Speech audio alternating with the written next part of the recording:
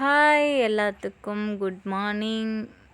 நான் வந்து இன்றைக்கி அன்பாக்சிங் வீடியோ தான் காட்டுறேன். ஸோ நான் இதை பர்ச்சேஸ் பண்ணியிருந்தேன். சரி, இந்த விஷயம் உங்களுக்கும் ஷேர் பண்ணலாமே அப்படிங்கிறதுனால எடுத்திருந்தேன். இது வந்து எதுக்காக நான் ஆர்டர் போட்டிருந்தேன் அப்படின்னு பார்த்திங்கன்னா, ஒரு கிட்ஸுக்காக போட்டிருந்தேன். அவங்களுக்கு வந்து ஹேர் ஸ்டைல் பண்ணுறதுக்காக.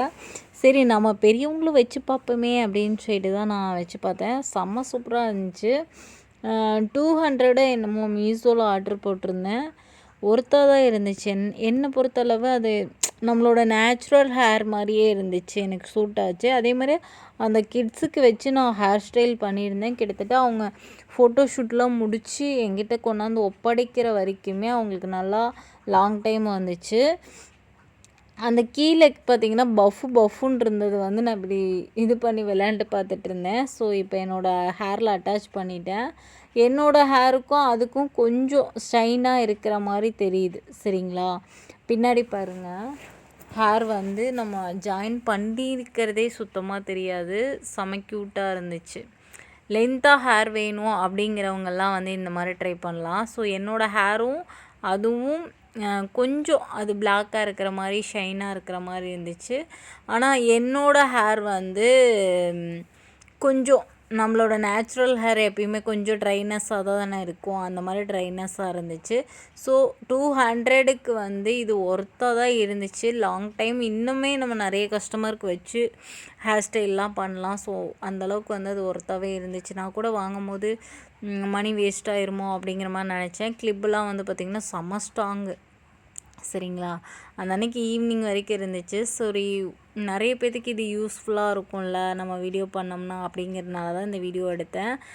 மீஷோவில் போய் பார்த்திங்கன்னா ஹேரு எக்ஸ்டென்ஷன் போட்டிங்கனாவே நிறையா வரும். ஸோ அதில் வந்து நீங்கள் பார்த்திங்கன்னா நீங்களே சூஸ் பண்ணிக்கோங்க. கீழே பார்த்திங்கனாவே போட்டிருப்பாங்க அந்த கிளிப்பு ஸ்ட்ராங்காக இருக்கா அந்த மாதிரிலாம் போட்டிருப்பாங்க.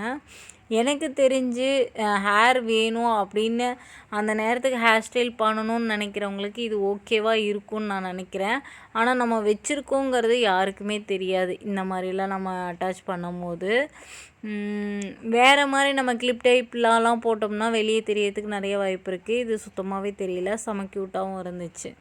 சரிங்களா, இப்போல்லாம் யார் முடி வளர்க்குறாங்க? எல்லோரும் பார்த்திங்கன்னா கட் பண்ணி விட்டுட்டு ஹேர் ஸ்டைல் தான் பண்ணிகிட்ருக்காங்க. ஆனால் நான் வந்து முடியை வளர்க்கணுன்னு இப்போ தான் ஆசைப்பட்றேன்.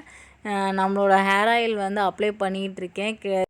இன்னும் 2 வருஷத்துக்குள்ளே பார்த்திங்கன்னா நான் கண்டிப்பாக முடி வளர்த்திடுவேன். ஸோ நம்மளோட ஹேர் ஆயில், ஹேர் பேக் இதெல்லாம் வந்து தினம் அப்ளை பண்ணிக்கிட்டே இருக்கேன். நம்மளுக்கு ஒன்று வேணுங்கையில் நம்ம வந்து அதை இன்ட்ரெஸ்ட்டாக பண்ணும்போது தான் கண்டிப்பாக முடி வளரும். இனிமேல் நம்ம வந்து ஹேரே கட் பண்ணக்கூடாது அப்படின்னு சொல்லிட்டு பயங்கர கான்ஃபிடண்ட்டாக இருக்கேன். ஏன்னா எனக்கு ஹேர் இருந்தால் நல்லாயிருக்கு அப்படின்னு நிறைய கஸ்டமரே வந்து சொல்லிட்டு போனீங்க. ஸோ அதனால் நான் ரொம்ப கடின உழைப்பு பண்ணிகிட்ருக்கேன். சரி, ஓகே காய்ஸ், இந்த வீடியோ உங்களுக்கு எல்லாத்துக்கும் பிடிச்சிருக்குன்னு நினைக்கிறேன். எனக்கு மோஸ்ட்லி வந்து பிடிச்சிருந்துச்சி. I love video.